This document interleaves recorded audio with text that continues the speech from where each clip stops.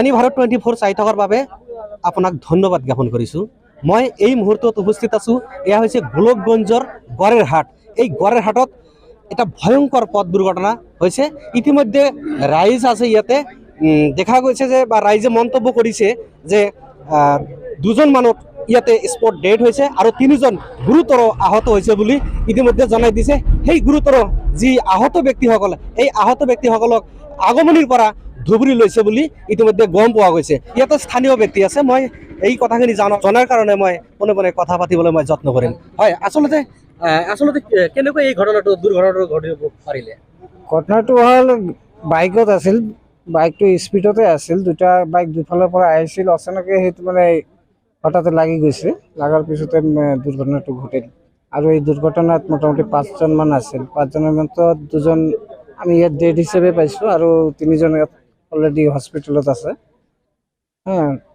এইখিনি আমি ইয়াতে এক্সিডেণ্ট হৈ থাকে। যি 2জন মানুহ স্পট ডেড হৈছে বুলি আপুনি ক'লে, সেই 2জন মানুহৰ নাম আপুনি গম পায়? এই জানো, এই 2জন মানুহ আমাৰ এই গড়াত এমই স্কুলত 4th গ্ৰেডত কাম কৰা এজন ল'ৰা, তাৰ নাম হ'ল মনীন্দ্ৰনাথ ৰায় আৰু এজন হ'ল অকুল ৰায়। আৰু যে 3জন আহত হৈছে গুৰুতৰ, সেই আৰু এই 3জনৰ ভিতৰত হ'ল এজন আশাফুল আৰু এজন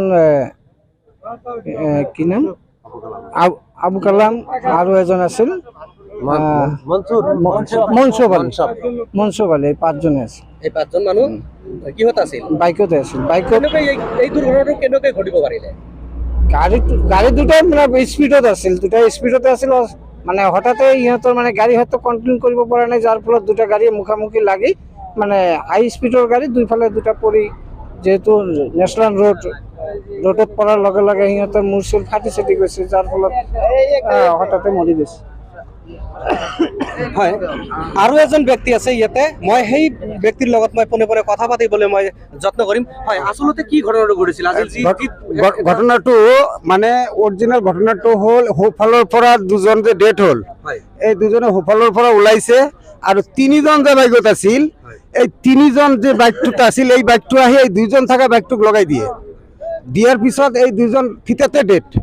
আৰু যি 3জন আছিল, 3জন বাইকৰ পৰা পৰি যাই কিনে মাথা চাথা ফাটিছে। ইহঁতে অলপ হুচ আছিল, হস্পিটেলত পঞ্চাই দিয়া হৈছে। তাৰ পৰা 2জন এতিয়া ধুবুৰীত আৰু এজন এতিয়া আগমনিত।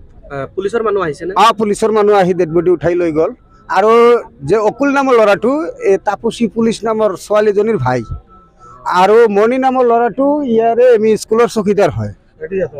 চব ইয়াৰে, মই চবকে চিনি পাওঁ। আকৌ 3জন যে আছিল বাইকত, এজনৰ নাম আবু, এজনৰ নাম আশাফুল আৰু এজনৰ নাম হ'ল এই সিদ্দিকৰ ভাই, কিবা নাম মনসেপ নাম।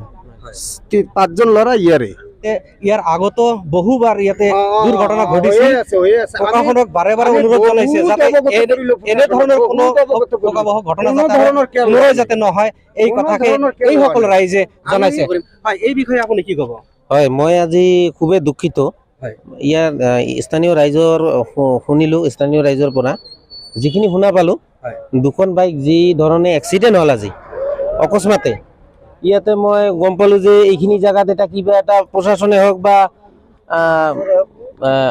যিটো পৰিবহণ বিভাগৰ যিটো ইয়াত এটা গুৰুত্বপূৰ্ণ সহকাৰে ইয়াত এটা কিবা ব্যৱস্থা কৰি দিব লাগে অতি শীঘ্ৰে, নহ'লে আৰু বিগত দিনত আৰু ভয়ানক এক্সিডেণ্ট হোৱাৰ এটা আশংকা আছে।